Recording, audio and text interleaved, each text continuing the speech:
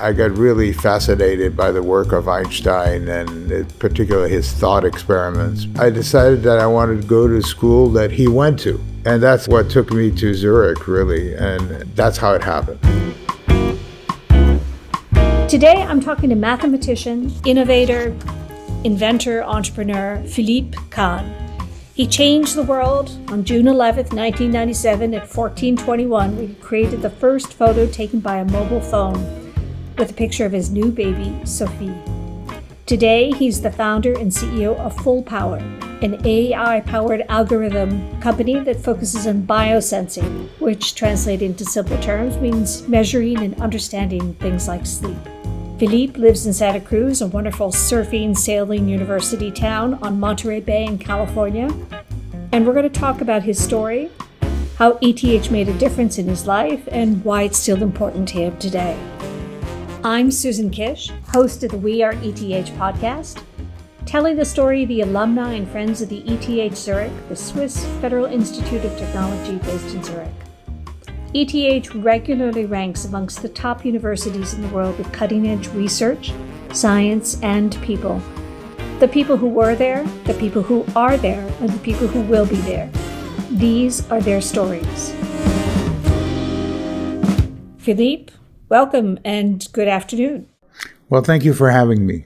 So on that list of mathematics, innovations, inventions, and all four companies that you founded, I understand that you're also a flautist and a sailor. So can you connect the dots for us across all those different hats that you wear? The music part is because my mother was a concert violinist, and that was part of the home. My grandfather was also ran a band, and I grew up playing music. I couldn't go to school if I hadn't practiced for 30 minutes at least in the morning before that. You practiced in the morning before you went to school? Yeah, my mom made me do that. That was part of the thing, is get up 30 minutes early and go practice. And if I didn't practice, I didn't get any pocket money or something like that. So we didn't have tape recorders or anything else, so we couldn't fake it. So and it was a small little apartment, so you could hear everything. But anyway, so music is kind of an accident, a genetic accident that came from the fact that I grew up in a professional musician family, so I play every day the same thing. I got into that mode since I'm little, and I've always done it. And when I wake so you before still play the flute? I continue to play every day and first thing. So that's my wake up routine. And the sailing happened really fundamentally when I got into Santa Cruz. I moved to Silicon Valley because I was attracted by technology, and Santa Cruz is at the bottom south of Silicon Valley, and it's on the ocean. And one weekend I got there and I said, oh, I love this place. And then I moved there and sailing became natural. Is there any connection? I've read you were quoting saying that sailing in some ways is a metaphor for business. So there's different sides to the metaphor. Sailing competitively is definitely a metaphor for business. The same things apply, and the same challenges: building great teams, forecasting, thinking ahead. But there's another side to sailing. I think it's the science-based side of sailing. I mean, people don't realize that sailing is the theory of fields if you do physics. And in fact, there are pictures of Einstein. At his 50th birthday, his friends gave him a 23-foot boat, I think, in Princeton, which was the end of his life. He pretty much sailed all the time, and he was fascinated by the fact that the sails, the wind, the field of winds, the waves, etc., all had kind of these patterns, and I think it was a great thing for Einstein. That sounds very cool. Sort of a different approach to system thinking, trying to figure out how all those things evolve. Yeah, and it's like when you think about, how waves propagate, what the mathematics of fields and the physics of fields are. You're sitting on a sailboat and you look at all this in action, and you look at the patterns of the clouds and the sky and the wind and all that. There's something pretty transcendental, and it's a natural thing. So along with Einstein, you're listed as one of the most notable alumni of the ETH. Oh, Tell us how you went to the ETH. As you mentioned, you grew up in a small apartment in Paris. Your family were cabinet makers, if I understand. How did you make that move? There was a lot of accident. It turns out that when my mom passed away, I was a teenager. One of her good friends sponsored me and took care of me, and he told me that he would help me get to the university I wanted to. Somehow I got really excited in high school. I got really fascinated by the work of Einstein and particularly his thought experiments because, pretty much everyone can understand him. And I thought I could. I really couldn't, but I pretended I could. And I decided that I wanted to go to school that he went to. And that's what took me to Zurich, really. That's how it happened. And how did you decide what to study? I had no clue what I wanted to study. I think I wanted to study physics and mathematics, and that was the natural thing. I mean, I liked that. And it's, probably very related to music in some ways. I mean, it's has this gestalt that comes from all of them. So when I got there, I said, I'll take mathematics and take some physics courses, and that's what I wanted to do. There was no other impetus than that. And while you were in Zurich, you still studied music down the street at the conservatory, right? That's the first thing I did. I think I signed up to the Zurich Music Conservatory at the same time as I signed up to the ETH, so I'm an alumni of both. And I hate to say that I was probably a more serious alumni at the Music Conservatory than I was at the ETH, and I hate to say that, but I had a good background in music, so it was easy. They put me directly in the high classes. How did you go from mathematics and physics into programming? Because if I understand, you worked for Nicholas Wirth on programs like Pascal. Well, it happened before because I did some programming on PDP computers in high school because the high school had one and all that. But programming wasn't that interested initially. To me, what were interesting were the languages used for programming, basically the tools. When you studied at ETH at the time, I remember you had a choice between two programming languages. And on one side, they taught Fortran, and Fortran is the language of science, or was the language of scientists. And then there was this new class that was started by this professor called Professor Nicholas Wirth, about Pascal, and it was, I think, the first or second year it was taught. There were a lot of people in the Fortran class and not that many people in the Pascal class. So I said, I'll go to the Pascal class. And that's how I met Professor Wirth, and that was great. That was my favorite class from that moment because he's such an enlightened person and a clear thinker that it was a great experience for me. After you studied there, then if I understand correctly, you went to the Sophia Antonopolis, did some more studies, and ultimately moved to the States in 1982. And why did you pick the States? Why didn't you stay in Europe, either in France or in Switzerland? I didn't pick the States. Oh. Absolutely not. I picked Silicon Valley. Okay. If Silicon Valley had been in Zimbabwe, I would have gone to Zimbabwe. You just decided that that's where you wanted to be because why? Well, to make a living, after I graduated and all that, I taught a little bit and all that, I actually wrote some software. I sold my services to an American company that wanted to localize computer games and stuff like that. And the people I met there, who were Americans who were in Europe, told me, you should move to Silicon Valley. You're perfect for that. After people told me that a few times, I decided to try it out. So I thought I'd go to Silicon Valley. I had no idea it was part of America. Yes, I did. But that's not what mattered to me. What mattered to me is it was Silicon Valley, the place where Intel started, where Hewlett Packard started, where it's just as simple as that. You have to understand that in 1983 there was very little high tech in Europe, a little bit, but not much. I mean, when you came to Silicon Valley, it was all high tech and it was all interesting, and it was kind of a fascinating place and a place where I thought that I could do some very interesting things. So the story is you arrived with $2,000 and a tourist visa.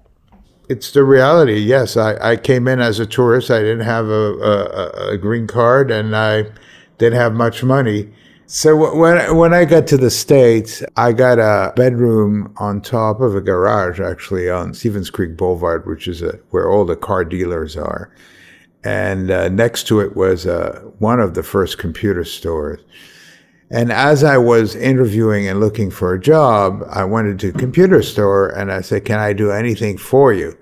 And the people said, "Do you know how to make printer cables?" Because printer cables were an extremely precious thing at the time, because there were no standards and plugs and cables and all that stuff.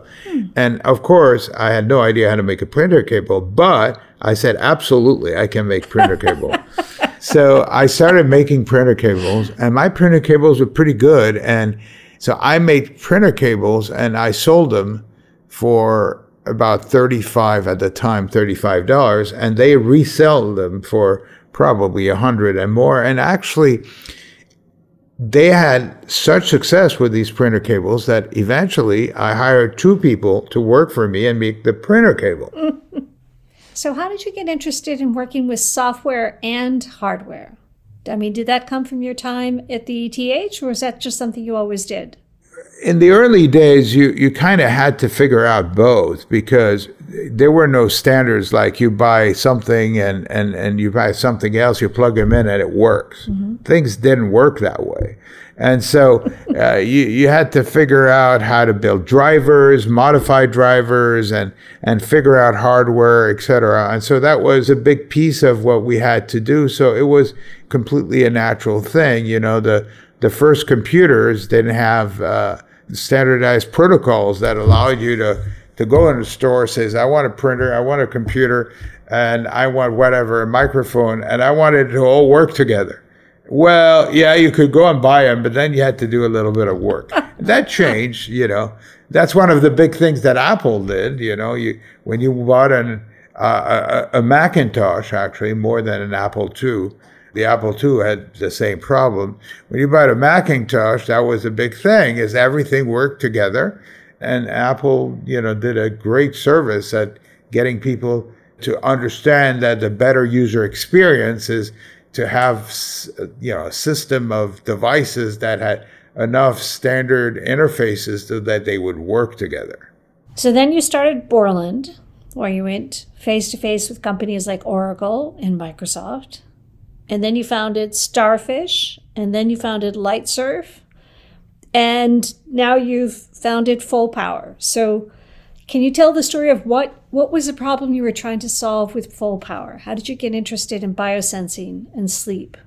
So our company, Lightsurf, that had built the first camera phone and the infrastructure of the camera phone, we actually were building server systems to manage pictures at the largest carriers in the world. And the company got acquired successfully. And we had basically put sensors in phones, because nobody had phones with a camera. Now everybody has that. But, you know, the first time that there was a phone with a camera in it was 1999. The first one we worked with was in Japan. And then we brought it to the US. It took to 2002 for a similar device to be in the US.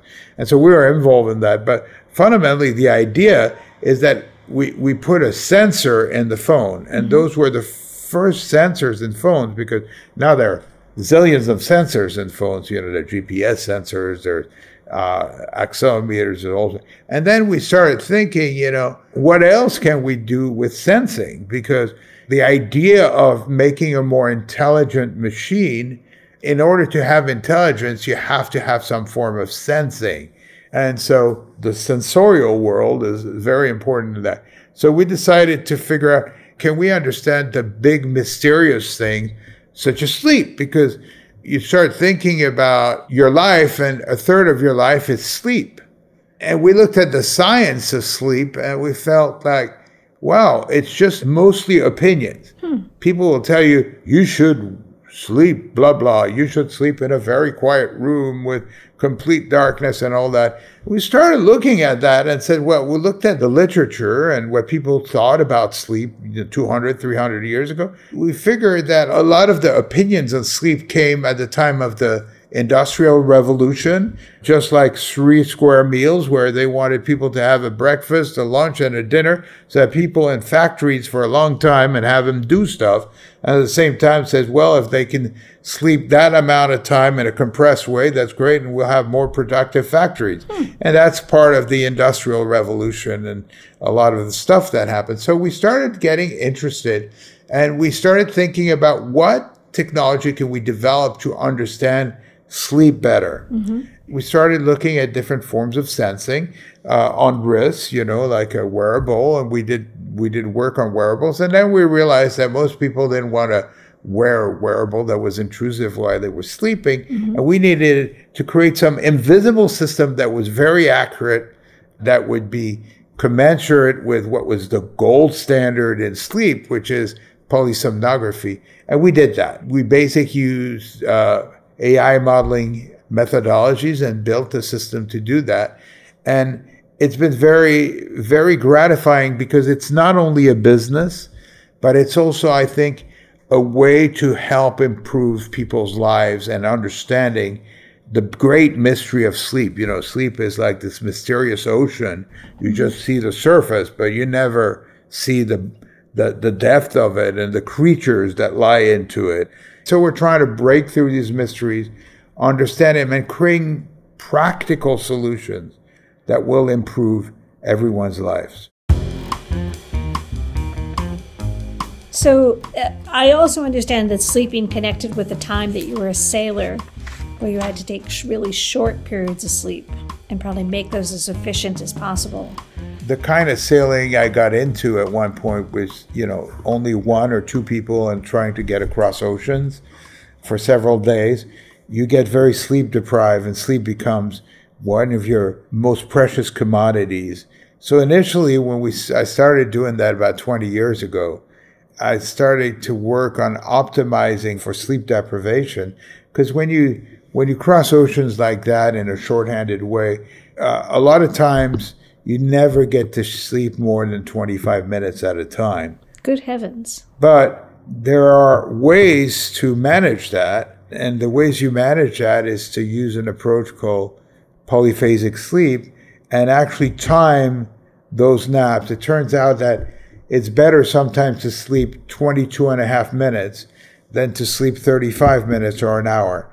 And you probably experience that yourself. When you sleep, sometimes you don't sleep as much, but you wake up and you're, wow, I feel good. And sometimes you sleep a long time, you wake up and you feel groggy. Yeah. And it has to do with hormonal cycles. It has to do with the different, there are phases in your sleep. And if you wake up in the wrong phase of your sleep, the natural ways in which your body flushes the flow of hormones doesn't completely happen, and that grogginess that you feel has something to do with the body didn't do its job in garbage collection or something like that. But the idea that the stuff you don't use, you get rid of it. And when the body does that, you feel really good. When the body doesn't do that, you feel like groggy and so that led me to, be really interested in sleep and what can we do to optimize our sleep. So it sounds like this is a theme that you've been looking at in various incarnations over the time. Absolutely. It's, interesting things are interesting. Right. And especially when it relate to yourself, right? You start looking at things and says, oh, wow, this is really interesting. Can I study it? And there's, nowadays there's always a lot of really smart people who have already thought about these things, So it's really great because you get a running start. Right. You've had the success and the ability to study your topics of passion and places where you make a difference over your career. If you were to talk to a student at the ETH now, a student graduating in mathematics and physics, who was interested in figuring out how they can make a difference, how they can study areas where they want to solve problems, these big questions, what areas would you encourage them to explore? I think there's different approaches. One is there's people who already know what they want to do. Mm-hmm. Then you study whatever it takes to do what you want to do. If you're fascinated by volcanoes, then you're going to go and study geology and all that. And I'm sure there's great geology department at the ETH. If you're interested in pure logic mathematics, you go study it. But if you're not sure we want to do, but you know you want to do stuff because we all want to do stuff, then you need a bit of, I think, a bit of a Swiss Army knife, you know, a lot of blades, different tools in it. And you need to learn the tools of modernity. And I think the ETH does a great job at that. And you're going to have to learn some physics, some mathematics, but certainly some software engineering, and probably the basics of logic and what is commonly known as AI. So those areas, mathematics, physics, software engineering, AI, those are all core areas. Is hardware still as important as it was when you described studying these areas? I absolutely think so, but a lot of people don't. So I may not be popular. I think it's really important to understand how the machine works and what it does. And to be fair, it's more and more important because, part of what we do with what we do is what people call Internet of Things, right? Which is connect things to the internet, et cetera, whatever that means. And if I want to connect my coffee machine, my espresso machine, so that it's really smart and understands when I get out of bed and starts making me my delicious espresso so I can wake up properly, I need to have a little understanding how software and hardware interact. And so I think it's very important. I'm glad you brought this up because to me that's a given. When you think about your time at the ETH, what was your favorite place? Where did you like to go? Well, at my time in the ETH, there was a big building only, the building on Leonardstrasse.